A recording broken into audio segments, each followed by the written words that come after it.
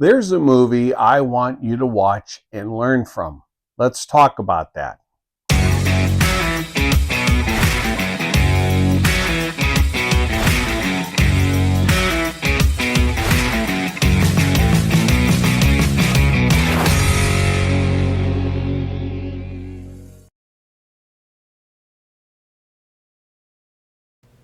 Here's your armed citizen meme of the week. Screen cap it, crop it, and send it to everyone you know.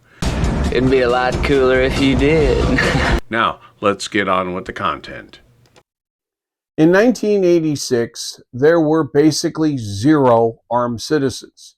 Unless you were a current or retired law enforcement officer or were close friends with connected politicians, CCWs were more rare than hen's teeth. This was also the year the anti-gun liberals at ABC decided to make a movie about what they thought would happen if everyone had a gun.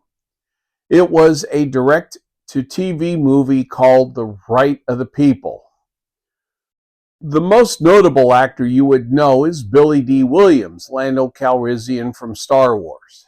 The next most notable actor you might recognize is Jane Kaczmarek, who played the mom in Malcolm in the Middle several years later in 2000. Everyone else is C and D list actors. I suggest that you watch it because this is how liberals and leftists see armed citizens even today. They see us as nothing more than a bunch of overly aggressive, knuckle-dragging Neanderthal wannabes who strap up with long-barreled pistols as compensation for our shortcomings in the manhood department. YouTube has this movie up that you can watch it. However, you have to sign up for MGM streaming account.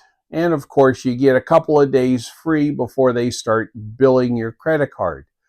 I suggest you watch this, and I warn you, it's pretty cringe. I mean, beyond the normal 80s cringe. I mean, worse than Ninja 3 The Domination and Program to Kill combined. This movie is best described as an alternate Earth for Frank Castle, the Punisher. In this reality, after losing his wife and daughter to gun violence, instead of going off and killing scumbags on his own, he gets the community to strap up themselves and do the job for him. The lead actor, Michael Ontkean, is the local DA and hero of the movie. After his wife and daughter were murdered in a restaurant robbery, he champions for and gets legislation passed that allows any adult able to own a firearm to strap up openly or concealed, exactly how many states are today. Now, I will give them partial credit. They did try to treat this even-handedly. However, their own biases got in the way. There was a funny scene where a couple of dirtbags new in town were planning on knocking over a convenience store. They walk in and see everyone is strapped. And an outbreak of common sense hits them and they quickly decide to leave town. What follows after that, however, is a series of liberal anti-gun wet dreams. From the guy playing a borderline Travis Binkle with double Dirty Harry's 44 Magnum revolvers, killing a couple of guys that just knocked over a grocery store, to the diner scene where a Chad with a cigar gets everybody to draw down on each other. This movie is literally the embodiment of every example the anti-gunners proclaimed that there will be blood in the streets. Not to mention the gun handling is absolutely atrocious. Everywhere I looked, There were fingers on triggers, there was teacup holds, and even wrist grips.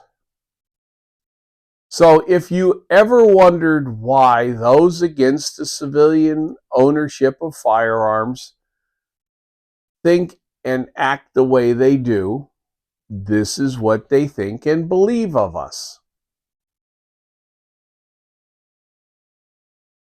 I can see how those who believe the propaganda would be scared of armed citizens.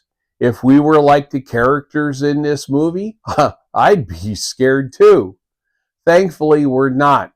99 and 44/100% of us are careful, reasonable, and responsible citizens who take the responsibility we have assumed by strapping up very seriously and prevent upwards of 3 million crimes a year.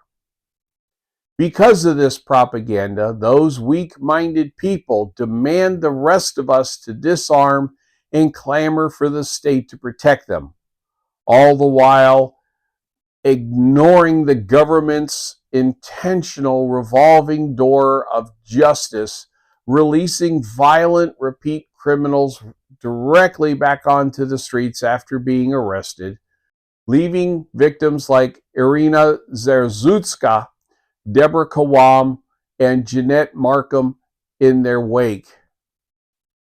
Then, when the government becomes tyrannical, as it is in Britain right now, they beg for mercy and swear obedience to the regime, even as the police are stomping on their head. And then you have events like the Uvalde school shooting and the more recent Bondi Beach massacre, where the armed police run and hide rather than engage the threat. I don't know about you, but those events give me a lot of confidence in the government protecting me in such a situation.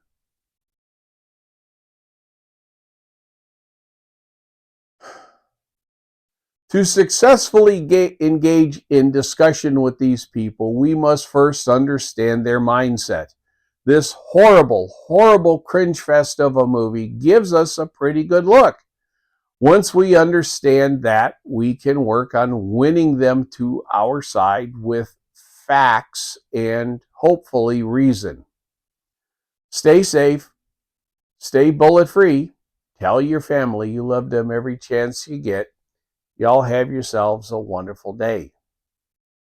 If you made it this far, thank you. If you liked this content, please hit the like button to show your support. Help me get the word out by subscribing to my channel, and don't forget to turn notifications on so you know when I post new content.